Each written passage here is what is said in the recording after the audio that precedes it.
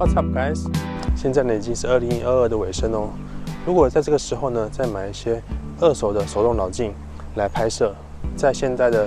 无反机身上拍起来会怎样呢 ？Let's find out。在1980年代之前的镜头呢，都是手动对焦的，需要透过手转对焦环呢来改变对焦的位置，而当时呢也只有底片来作为影像承载的工具，因此呢，在拍摄的时候有没有对到焦，也是一项令人好奇的成败关键呢。手动老镜通常有几个非常明显的特性，第一个就是非常的老，再来呢就是它们有各种不同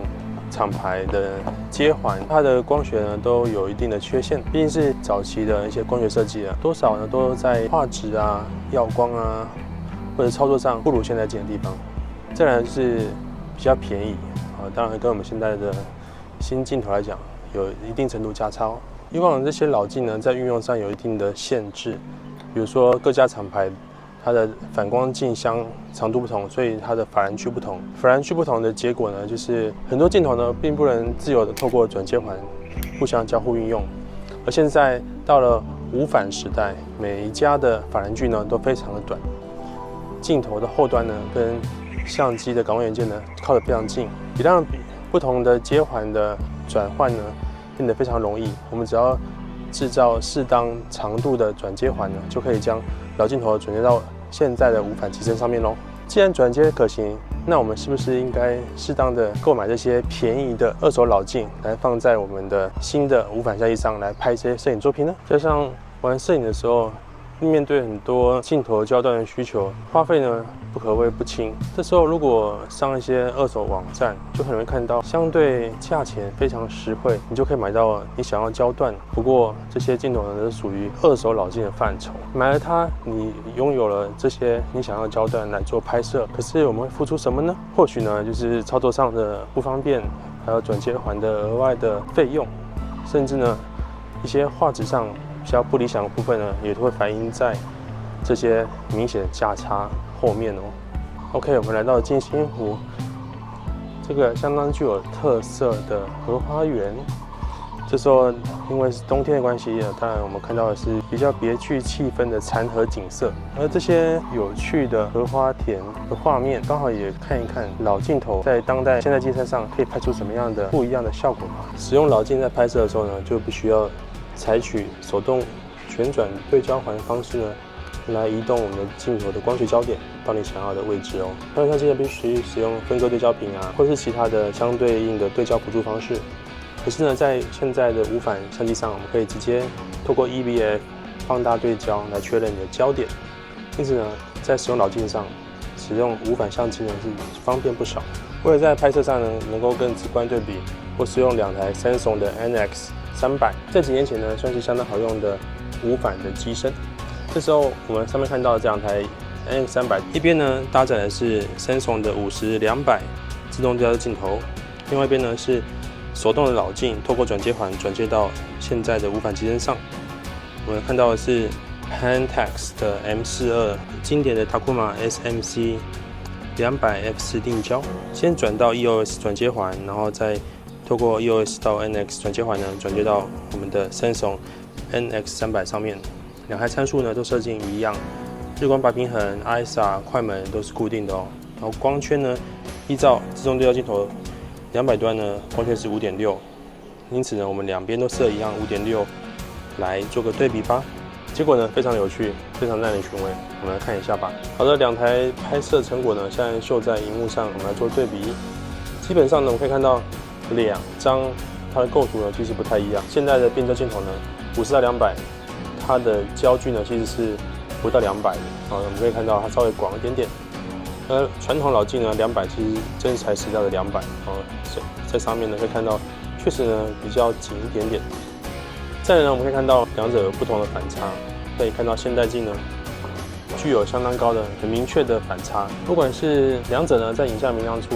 明显的现代镜呢是呈现一个高反差过曝的情形，老镜呢其实亮部并没有完全过曝，还留有相当多的层次。在暗面上也是，我们看到现代镜的暗面其实已经相当暗了，可是老镜呢，其实还是有一点点暗部层次准确来讲，应该是一点耀光所造成的一点灰阶、比较灰色调的感觉暗部不暗，亮部呢也不完全亮。呈现出比较低对比的情形。我们再看到，如果将两者的细节做比较呢，其实现代镜就明显的尖锐了不少。不管是花瓣的各种细节啊，边缘的描写，远胜于我们现在看到的老镜的成果。胜出的就是现代镜。在色散上面，老镜呢还有边缘的都有一些绿边、紫边的一些色散。现代镜呢，明显比较轻微的，或者是根本就找不到类似的色散出现。再来就是看到在同光圈下面背景景深柔化情形，老镜上的背景模糊呢，明显的更胜一筹，更加的柔和，而深具有空间描写的深远感。现代镜呢就比较有割裂，比较有高反差、色块分开的感觉。老镜呢它会融合成为一个整体感。Right， 这就是老镜头在现代机身上所拍出来的效果，跟现代镜头相比呢，的确有很多不同的特色。你觉得喜欢哪一张呢？不忘记我们两者呢都是在光圈 5.6 的情形做对比，屈就于现代镜呢 5.6 的最大光圈值。可是呢，这老镜200，它其实光圈会到 F4 哦。那 F4 是怎样呢？我们马上看一下。看到现在 F4 拍出来的景深，是不是更加有感，更加令人印象深刻呢？而它的画面的质感呢，也跟现代镜的200光圈 5.6 有了更明显的差别哦。我想这就是老镜它现在还可以值得试用一下的一些剩余价值吧。好了，我们对比了第一组200 mm 镜头之后，我们再对比第二组135 mm 的镜头，在现代机身上会有什么不一样的表现吧？好的，我们现在快速的把镜头换成135 f2.5 Super Multi-Coated Takuma 镜头呢，来拍一下跟现在50-200的135镜头焦段的比对哦。Right， 现在经过一番操作呢，我也拍到了2张同样光圈值、同样曝光值的老镜跟新镜的照片，我们分别对比一下。其实呢，跟刚才200焦段类似，反差对比都有相当不同的氛围。老镜还是依然的柔和低反差，即使过曝的地方呢，也似乎看到更多细节，暗面呢也隐隐浮现了更多暗部的一些纹理。而至于新镜呢，优势就在于整体明快的反差风格，更加凸显图像的内容的特质，不再只是柔和而模糊的一种光学特性。细节对比上，令人好奇的是，换成了135 f2.5 之后，它细节呈现的其实呢，并不弱于现代镜哦。细微的描写上呢，它还是很忠实的将一些花瓣上的纹理呢一一呈现，并不会逊色太多。区别呢，仍在于它极边缘的一些色散情形呢，老镜依然比较容易受到色散的干扰。同时景深上呢，同样光圈值，光圈 5.0 左右的光圈值呢，135 f2.5 这颗老镜能带给我们更加柔和的背景虚化。乍看一眼呢，其实我还是比较偏向老镜那柔和反差低的影像特质。虽然说细节上或受相当多的色散干扰，作为小图而言呢，可能老镜还是会带来更多的氛围感的。不得不提的是，如果它放到 f2.5 的光圈值，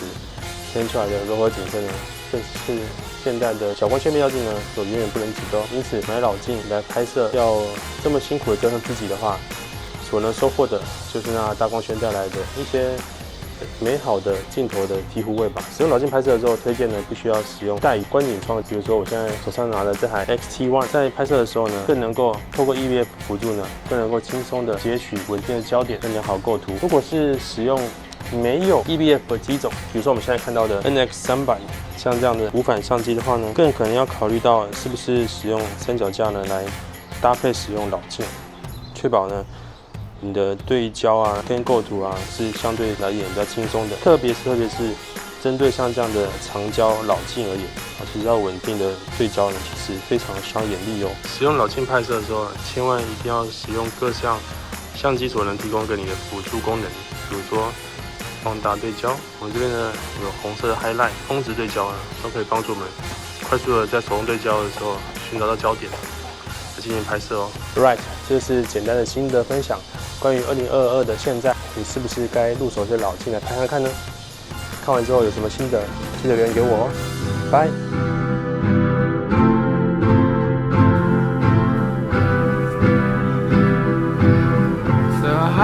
Travels at the speed of love. It keeps beating, always beating up. I tried to slow it down, I thought I'd seen enough.